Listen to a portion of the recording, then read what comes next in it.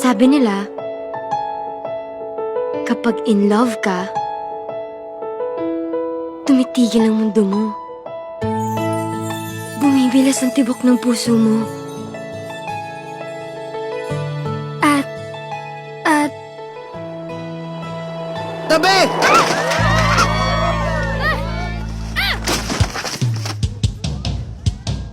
Gangster!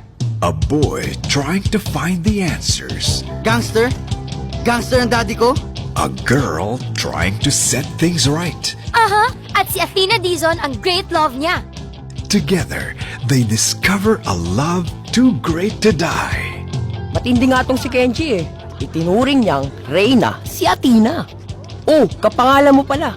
Ibig mo sabihin nagka-GF yan? Mahal na mahal niya yun. Kahit break na sila. Nasaan siya? Sino? Yung magandang Athena.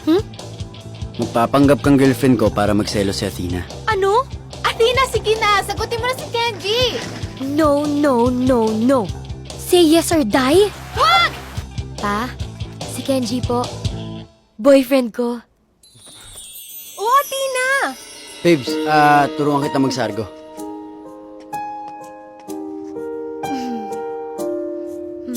That's my Kenji! My sexy love! Go sexy! Go sexy! Go sexy, sexy love!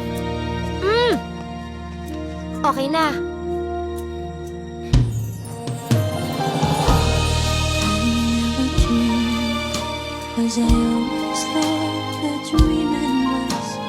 So ano ba talagang nangyari sa kanila? Ang love story daw nila ay isang malaking kaso ng bad timing. Gusto ko na itigil to kasi nagiging totoo na. Totoong ano? Totoong nagugustuhan na kita.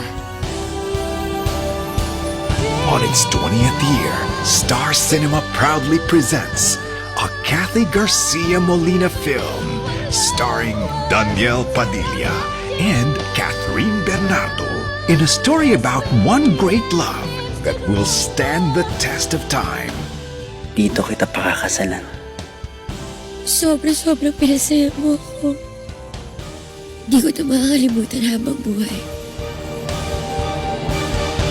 She's Dating the Gangster. July 16 in cinemas nationwide.